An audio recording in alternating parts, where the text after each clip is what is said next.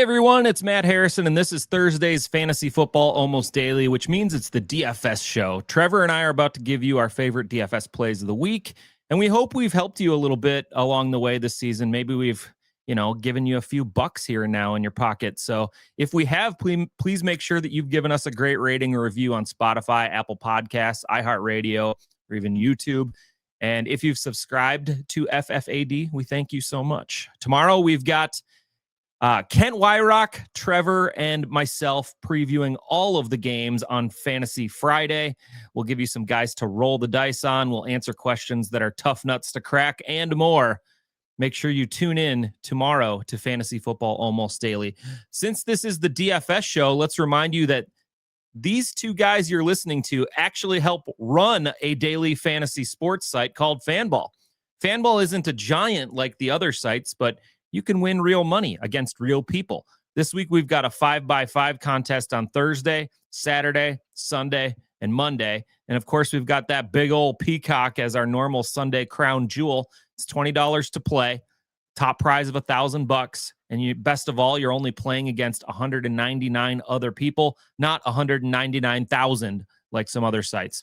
All Fanball games are super flex too, which means you can double stack those quarterbacks and receivers if you'd like. And if you use the promo code ALMOST when you make a deposit to Fanball, we'll match your deposit up to $20 just for being a fan of the show. That's like a free Peacock entry.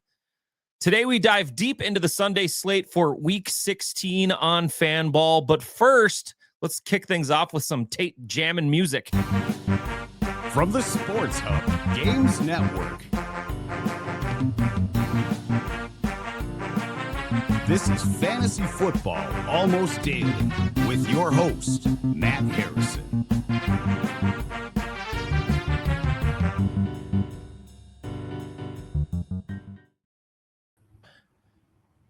Good afternoon, everybody. My name's Matt Harrison. This is Fantasy Football Almost Daily. Today with me, Trevor Jones, a man I feel like I have to console because he probably lost a member of his family this week in Micah Parsons going down with that ACL tear. Trevor, how are you holding up? Yes, the 24 hours post Sunday was, a little bit of a PTSD maybe, but we're back on the saddle, and we got to move forward here for the people.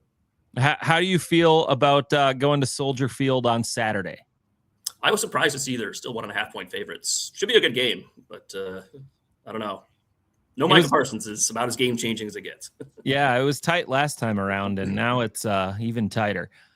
Today, we're going to preview Week 16 from a DFS perspective on the show. And while we generally use those Fanball figures, most of the information could be used on any of the other salary cap sites. The salaries aren't that wildly off between one and the other. So before we do that, let's review some of the relevant NFL news from around the league. News team, assemble! We already talked about Micah Parsons, but another torn ACL this weekend was Patrick Mahomes. So Gardner Minshew might throw the last touchdown pass to Travis Kelce in his career. Gardner Minshew might also steal Taylor Swift to get away from Kelce, though. The mustache is too much. Just too like, much to overcome. Oh, yeah. I mean, that guy's got swag. He does. It seems like the Tua era in Miami is over as he's been benched for Quinn Ewers, but it's actually coming off Tua's best game in a month and change. He had 253 yards and 2 scores. Did have a pick in Pittsburgh on Monday night. Ewers has a really soft landing spot at home against the Bengals this week. Yeah, I guess I'm a little surprised they didn't turn to Zach Wilson. And I know Zach Wilson's a little more of a known commodity than the 7th round rookie, but yeah, 7th round rookie, that's a big ask.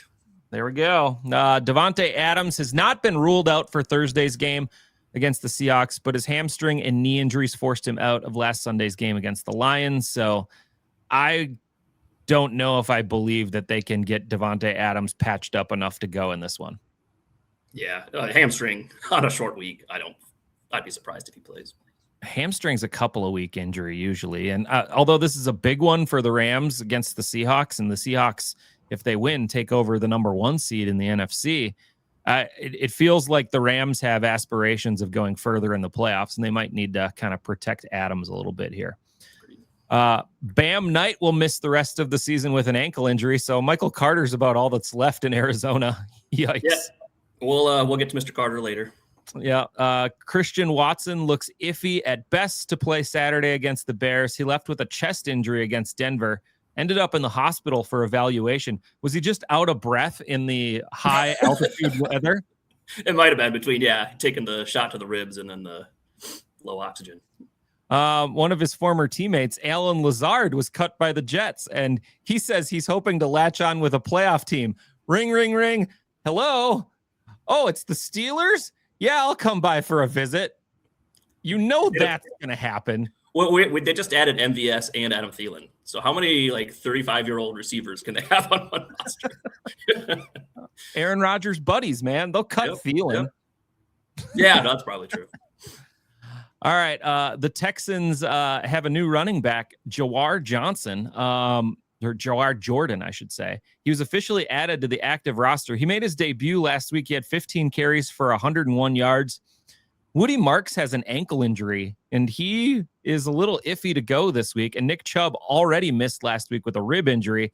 He's probably not going to go. So Jawar Jordan is a guy who should be on your radar for sure against the Raiders this week.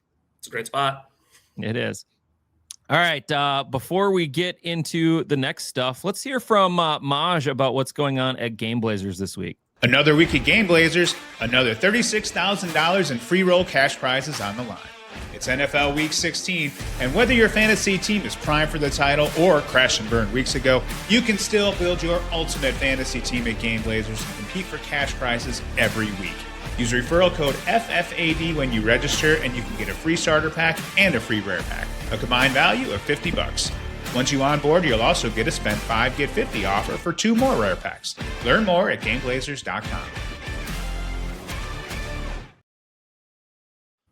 All right, Trevor, it's time to dig into Week 16. No buys again this week. The Rams and Seahawks play Thursday night. If you want a preview of that game, check out yesterday's podcast episode. And the Eagles play the Commanders, and the Packers play the Bears on Saturday. Those teams are eliminated from the Sunday slate, but you can play them in a special Saturday 5x5 on Fanball. And for those of you watching this on either YouTube or Spotify, I'm throwing up the Saturday 5x5 on Fanball. I know the graphic says Sunday, but this one's the Saturday one for sure. Trevor, any values stick out to you on the Saturday 5x5 between those 4 teams? Yeah, so it sounds like Rome Odunze will be out for Saturday with, I think, a stress fracture in his foot from last week. Luther Burden is kind of coming on pretty well. I think Luther Burden could see a lot of targets without Rome on Saturday night. So I like Luther Burden there, and I think you almost have to play Saquon at $5. I don't know. It seems like he's going to be the highest scoring guy on the slate, and you just need raw points there. So yeah, absolutely. I do like Saquon a lot here. I think Romeo Dobbs at $1 is a guy who might pop off. He hasn't done so in a while, but it looks like we're going to be missing Christian Watson in that game, which just opens up a little bit of time for Dobbs to get out there. And he's had a 3-touchdown game before. It wouldn't shock me if Dobbs had a good game against the Bears. Yeah, definitely some targets opened up with Watson likely to be out. I know it hasn't happened yet for Matthew Golden. Maybe without Christian Watson, he's kind of the new deep threat. But I agree. I'd probably go with Dobbs over Golden or Reed in that spot. Yeah. All right. That's the Saturday guys that are up there. By the way, Monday night, Jonathan Taylor plays against Christian McCaffrey. So those 2 stud runners are off the board as well. And there's really no marquee point bonanzas like last week. The highest over-under on the slate is the Bengals and Dolphins game at only 50.5. And the Dolphins are now starting Quinn Ewers. So that number could go down a little bit as we get closer to Sunday. So Trevor, let's start with a player who's going to be in close to half the lineups you make this week. Yeah, we'll just stick in that same game. Devon Achane, 8,100 home for Cincinnati. Like you just mentioned, it's 1 of 2 games on the slate with the Vegas total over 50. 2 was benched. That doesn't really matter to me.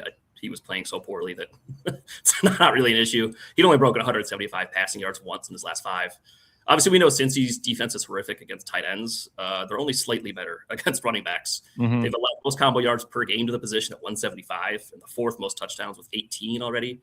Etienne's got a huge target share for a running back at 20%. Only CMC is higher among backs. He had 18 touches last week against Pittsburgh, which was his lowest in a full game, or at least a game that he started and finished since week 7. Otherwise, before that, he had 20 touches in 5 straight prior to the injury he suffered against the Jets.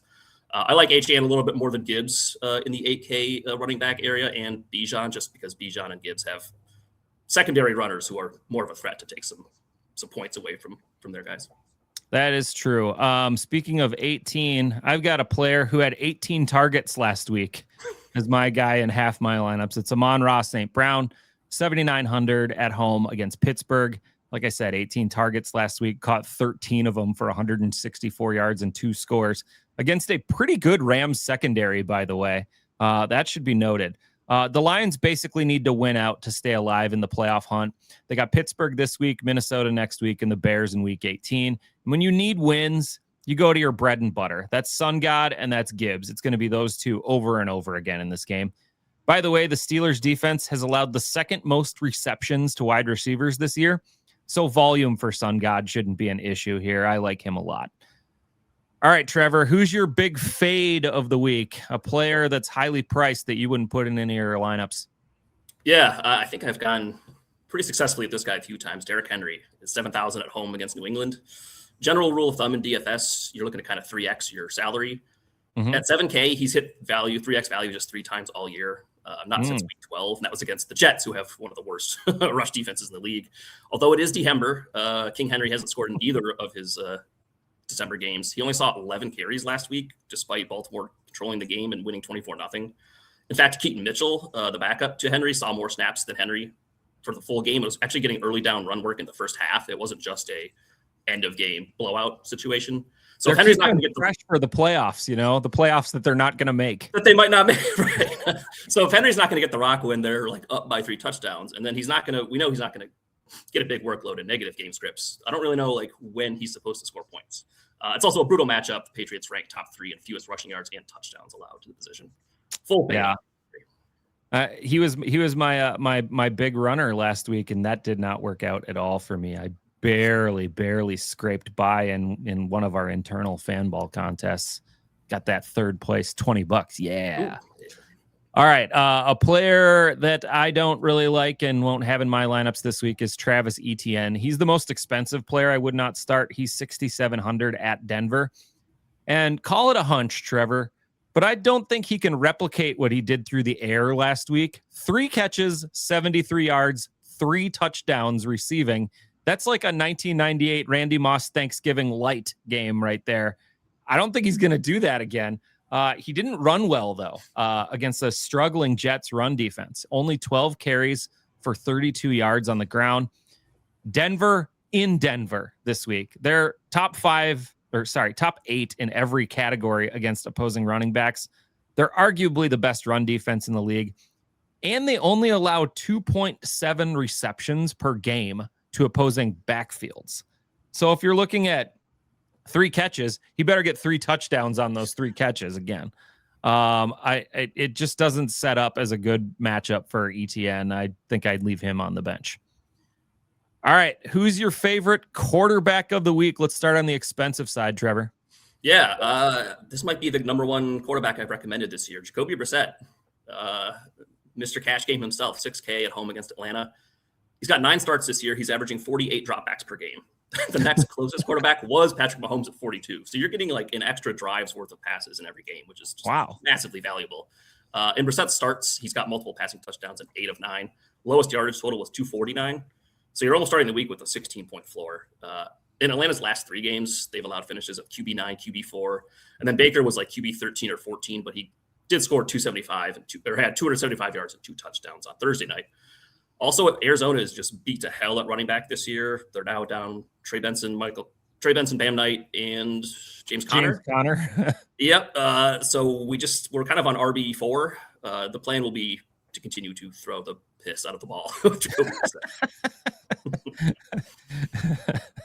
I don't know how you can get that out of a ball, but There we go. My expensive pick, Bo Nix, 6,200 against the Jaguars. Nix showed up in a big way last week with 302-4 against the Packers. The Jags are a very good run defense and a very porous pass defense. They've seen the third most completions against them this season. Nix's top 4-point outputs this season, they've all come in home games. And this game is somewhat important for the Broncos. The Jags have a path to steal the number 1 seed in the AFC against the Broncos. They need this one, though. So I think that they're going to have Bo Nix take over this game against Jacksonville. Who's your cheap quarterback you would start this week, Trevor? Yeah, we'll go with JJ McCarthy. He's continuing his run against the NFC least here, 5,300 at the Giants. It's a great spot against New York. McCarthy's been QB 12 and QB 6 over the last 2 weeks against fellow NFC East competition. The Giants have been getting absolutely crushed by mobile quarterbacks, league worst in attempts and yardage to the position, and that's an area where JJ can exploit. He's got 10 rushing attempts over the past couple of weeks, including a rushing touchdown that he grittied in for. Very funny. Since week 7, the Giants have given up some big games to running quarterbacks. Mariota had 43 yards. Caleb hit them for 63 and a touchdown on the ground. And then Bo Nix had a big game, 48 yards and 2 touchdowns on the ground. I think JJ's stat line will kind of look similar to the way it has the past couple, where you get a few carries, shot at a rushing touchdown, about 25 attempts on a little bit better efficiency. He's been a better thrower the last couple of games. I'm a little worried that Brian Flores kind of just destroys Jackson Dart, and maybe the Vikings can kind of lean on the ground game. But the downside's just not bad at 5,300. You know what? I'll tell you, I watched all of that Cowboys-Vikings game as a Viking fan last week, and they're not going to lean on the ground game at all. They're gonna lean on the pass game. They're going to see what JJ McCarthy can do because it's a lost season for the Vikings. They're going to have him throw as many passes as possible. My prediction is Justin Jefferson does score in this game. Ooh, okay. So I think that you can get a JJ to JJ for the payday. And Justin Jefferson is like 6,100 or so. I think he's like the lowest price I've ever seen on FanBall. So yeah, for sure. Don't mind him at all. My budget pick is Bryce Young, 5,400 against Tampa Bay. Bryce has alternated 3 touchdown games with 1 touchdown games for the past month. And he had 1 touchdown last week. So I guess it's 3 this week against Tampa. Tampa's pass defense has fallen off a cliff over the last month. In their last 6 games, 5 quarterbacks have topped 270 yards. 5 quarterbacks have thrown for multiple touchdowns. Of those 5, 3 of them threw 3 touchdown passes. Tyler Shuck was the only one who didn't hit the 270 or multi-touchdown mark. He ran into. So the average quarterback score in FanBall points against the Bucs over the last 6 games, 29.75. That seems impossible. A 30-point guarantee for Bryce Young. That would be 6x on Bryce Young. I think 4x is guaranteed for Bryce Young. I think he might be the most slam dunk play of the week. Man, I don't think I thought I'd ever hear those words said about Bryce Young. Slam dunk play of the week. It's mostly Tampa. Yeah, no, that is crazy though. That Tampa's just 30 FanBall points a game to a quarterback is like that's the best quarterback every week. Half the time. Like, jeez, pretty crazy stuff. Running back position. Who's your expensive guy, Trevor? Yeah, we'll stay in that Tampa Carolina game. Bucky's Irving is 7,100 at Carolina this week. Tampa had no issue immediately slotting Bucky back into his workhorse role. At least 17 touches in each of his first 3 games back from injury. Now he gets a Panthers run defense that allows a whopping 4.8 yards per carry and has already conceded 13 rushing touchdowns this year. Obviously, it's a huge game, must win for both teams. Todd Bowles was happy to ride a rookie Bucky down the stretch last year. Over his past 4 games of 2024, when Tampa was also aiming for the postseason, he averaged over 20 touches a game. Bucky's got a price savings of about $1,000, less than the top guys as well. And if we want to play Amon-Ra, Chase, some of these high-priced guys, we're gonna have to pick some savings somewhere. So I'll pick some with Bucky over the top guys. Trevor, I was looking at Bucky as maybe a consideration for my running back of the week, and the thing that I just kept coming back to is I think he's still hurt. Oh, I think he's hurt. He's getting the touches; they're there, but he's not getting the quality on those touches. He's not getting huge yard totals. He's not scoring a lot, and Tampa was doing fine as a run team with Sean Tucker and Rashad White for several weeks. So I know that they're giving the ball back to Bucky, and he's their number one runner. But to me, it seems like he's still not 100%. And they are. Sean Tucker seems like he's the goal line. He kind of emerged as the goal line back over the last few weeks. But 20 touches in a good game environment. But I hear what you're saying, though. Yeah, it just made me pause just a little bit. My expensive runner, I initially had James Cook here, but every time I use James Cook, I get it wrong. So I switched up to Bijan against Arizona. There's probably 5 blue chip runners in the league right now. 2 of them play on Monday Night Football, and Bijan is probably sitting in the best spot of the remainders this week. I think Achane is a good argument too, and you already covered him. He's had 31 or more fan ball points in 3 of his last 5 games. He's feasted on bad run defenses like Arizona, and the Cards are bottom 5 in yards per carry, rush yards, rushing touchdowns, combo yards allowed to runners, and combo touchdowns. This is a smash spot for Bijan. Even Tyler Algier can eat in this one. They both can. I think it's a no-brainer here. Lacks a brain to put Bijan in your lineup this week. Budget runner, who do you got? Yeah, this one pretty chalky. Michael Carter for the Cardinals, 4,900 at home against Atlanta. We already talked about they're down to running back 4 now. Amari J. Mercado is the other back on the roster. He came into last week's game with an injury and only saw 3 touches. Carter saw the lion's share of the running back workload last week, turning 18 touches into nearly 100 combo yards. Even when the other backs were healthy, Carter was the pass game back, 19 catches over his past 5 games. Falcons are only a middling matchup for opposing backs, both on the ground and through the air. So you're getting potential 20 touches for less than 5K. That's hard to keep out of your lineups. Really, the only reason you wouldn't play him is if you wanted to go like Gibbs, Achane, and Bijan. If you want to go like the 3 best runners, then you couldn't fit Michael Carter, but I'll have Michael Carter. You might have to put Michael Carter in your super flex at that point. Actually, maybe. The quarterbacks aren't great this week. This is a week I thought about not playing 2 quarterbacks. Okay. Can I get you to consider Quinshon Judkins for 5,800 against Buffalo? You can. Judkins basically got all the work last week against the Bears, but that game got out of hand so quickly for the Browns that they just abandoned the run. There's a bit of a danger in that happening this week against the Bills too, but they're coming off an emotional win in New England last week. And the Bills have been a letdown team after emotional wins this year. They beat Kansas City and Arrowhead in week 9. Then they lost to the Dolphins. By the way, Devon Achane had 40 points in that game. Then they beat Tampa in a shootout in week 11, then lost to the Texans on Thursday Night Football. So they have a little bit of letdown to them after these huge emotional games. It was the big comeback last week. Overall, the Bills have allowed 5 different runners to top 30 PPR points this season, including Travion Henderson last week. I mean, Quinshon Judkins, he might not hit 30 points, but I'm saying there's a chance. That Bills run defense is atrocious. And yeah, Judkins is absolutely talented enough to make him pay for it. All right, let's go to an expensive wide receiver pick. Who do you got, Trevor? Yeah, you had Mona as your favorite player on the slate, and I got Jameson Williams, his buddy, 6,700 against Pittsburgh.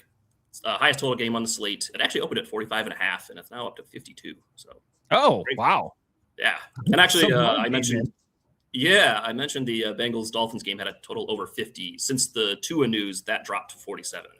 Oh, there we go. Wow. Something to keep in mind. Still a good environment, but I'm looking at old over under numbers when I do this, obviously. Yeah. I've just streaming them to my brain, Okay, there we go. But no, so Detroit's had 4 home games since their bye week. The game totals in those games are 51, 61, 55, and 74. Detroit's defense is fading. You get a dome spot. Dan Campbell took over play calling in the Washington game in week 10. In part, he said because he was upset at how Jameson Williams was being used. Since then, Jamo's been on a heater. He's got 4 touchdowns in the 6 games that Campbell's called plays and at least 88 yards in 5 of the 6. It's a great matchup, too. Pittsburgh's allowed the 2nd most catches to receivers. You could play both Amon-Ra and Jamo. I mean, they might put up 40 here. Yeah, and then you probably want to put in Jared Goff, too, right? Yeah, yep. All right, my expensive pick is Nico Collins, 7,300 against the Raiders at home. Underrated aspect of the 6-game winning streak for the Texans is how consistent Nico has been. 20 or more PPR points 4 times in those 6 games. In the other 2, he caught all 3 of his targets for 55 yards against the Bills and then went 4 for 121 against the Chiefs. So he hit 16 PPR points. 19 different wide receivers have hit double-digit PPR points against the Raiders this year. Plus, it's a must-win for the Texans to keep pace in the AFC, and most of their runners have injury designations. So I kind of like Collins to get a lot of work this week. It actually kind of reminds me of the spot that JSN was in against Atlanta maybe a few weeks ago, where it's like, well, Seattle might just blow the doors off of them. But if they don't, JSN might have like 40 points. And that feels like the Nico Collins, like if Vegas can put up like 13, maybe Nico goes for 30. Yeah, we might have to cheer for Vegas to figure out how to score some points against this Texans D. Tough sledding there, though. Yeah. Who's your budget wide receiver? Yeah, it's a really tough week, honestly, for guys in the cheap receiver game. Jalen Coker, Carolina, 3,700 against Tampa. Really you consider yourself a cokehead. I do. He's been a solid cheap PPR option recently. 4 catches in 3 of his last 4 games, and he's got a receiving touchdown in each of the past 2 as well. He's actually cleared 16 PPR points in 2 straight for what it's worth. Yeah, honestly, between 5,200 and 3,500 a receiver on this slate, I can't find anyone I want to play. I don't want to pay $5K for Godwin, Addison, Johnston, guys who can literally airball. And Coker can airball, but at least he's a little cheaper if he's going to do it. So, how dare you besmirch Chris Godwin's name, who's my cheap wide receiver option? Oh, how dare you? Okay, well, maybe Chris Godwin's a great play. The other guys are, just terrible. Godwin's 5,000 at Carolina. Tampa had all 3 of their receivers on the field last week for the very first time this season, and it's week 15. Evans was back as the alpha, 12 targets. Egbuka kept a solid 7 targets. Godwin had 5 targets, caught 4 of them for only 20 yards, but he was the only one to score a touchdown out of those guys. When all 3 of them are out there, it's pick your poison time. And Godwin runs the most routes out of the slot, about half of them. He gets the best matchup against slot corner Chow Smith-Wade, who is definitely not a name I just made up. He's the cheapest of the Tampa wide receivers by far. Evans is $7K. Egbuka is $5,800. I already talked about how I like Bryce Young in this one. And I talked about how I think there's some shootout capability in this game. I think it could go back and forth. And so I want a piece of this game. Chris Godwin, 5,000 in this one, I think is a good spot. And you could look at that bright red number on Fanball and go, oh, that's a tough matchup. It's not that tough for Godwin here. Especially since he avoids J.C. Horn running a lot of those slot routes. J.C. Horn's given up 5 touchdowns in his coverage this year, too. Oh. So even if Godwin flexes outside, I don't think it's that scary of a matchup as it used to be. Yeah, I'm with you. All right, who's your favorite tight end play this week, Trevor? And you're probably going to take a big dump on like my tight end before we get to mine, right? Yeah, I should do that first. No, I've got Kyle Pitts this week, 5,200 at Arizona. Oh, really? Just gonna snap some Kyle Pitts here? We're just going to box score Chase. Obviously, he blew up for the fantasy performance of a lifetime last week. I really don't think we're just chasing the box score, though. His targets have been trending up in the 4 weeks since Kirk took over. 5, 8, 10, and then 12 last week. He's got 3 straight games with at least 6 catches and 80 yards. Arizona's bottom 10 to the position in yards and catches. And in just the last 4 weeks, the Cards allowed 8, 76, and 1 to Dalton Schultz. Colby Parkinson scored a touchdown. Brenton Strange had 93 yards. Potential smash play if Drake London remains out, which we don't know quite yet. He's still a great play, even if London does suit up on Sunday. All right. Who's going to score more fantasy points in that game? Trey McBride or Kyle Pitts? I mean, it's Trey McBride. You got to pay a lot for Trey McBride, though. Yeah. My expensive pick is Brock Bowers, 5,800 at Houston. So, yeah, let's start the tight end with Kenny Pickett at quarterback against one of the best defenses in the league. This is galaxy brain stuff. No one's going to be starting Brock Bowers here. He's the second highest priced tight end behind McBride. But guess who played the Texans last week with a quarterback that didn't start the season for his team? It was Trey McBride. How'd he do? 12 catches, 134 yards, and 2 touchdowns. What? Oh, here we go. Bowers has maybe faced the toughest schedule imaginable over the last month. Get who he's played in the last month. The Browns, Chargers, Broncos, Eagles. That's a murderer's row of defense. It's got to be 4 top 10 defenses. Yeah. And then he gets the Texans. Like 5 in a row. By the way, he's put up good numbers in those games. double-digit PPR points in 3 of his last 4. Even last week in Philly, where it was a lost game, he had 8 targets in that game. So the volume's going to be there. I think that we've proven if the volume is there against the Texans defense, they might not be able to cover a good tight end all that much. So let's galaxy brain Brock Bowers. That was too many B's in a row into your lineups. No, I like that. I always like the special talent against the tough matchup, because it's like, yeah, what if Trey McBride is just better than the Texans that week? Like, and Brock Bowers has that potential for sure. And like you said, he'll be 1% owned. Nobody Absolutely. wants to play, so. Who's your budget tight end, Trevor? Yeah, I kind of stole this one from you. I've got Darren Waller, 4K, home against Cincinnati. Wait, you stole my move? My move to do the cheap tight end against the Bengals defense every week in this spot? Well, yeah, I was also going to say you pitched to pick up Darren Waller for a couple of weeks on the pods too. Obviously, this is just DFS, but have you seen the interview where Darren Waller sits down with John Gruden in the last year or so? So Darren Waller's like a rapper now, and so he plays like his football themed rap song for John Gruden, and then him and John Gruden start vibing together. It's pretty funny. It's worth a watch. Okay. Anyways, we'll get back to the info here. Like you said, since he's the worst tight end defense of all time, we won't need to go further than that. Waller's played just 7 games this year and has 6 touchdowns. Last week, he was in also an excellent spot. Pittsburgh is the second worst tight end defense, and he buried them for 766 and 2 all season highs. This Dolphins offense runs through 3 players, Achane, Waddle, and Darren Waller. It's a cheap way to get access to it. What was a better environment about 2 hours ago before Tua was benched, but it's still a good spot for Mr. Waller.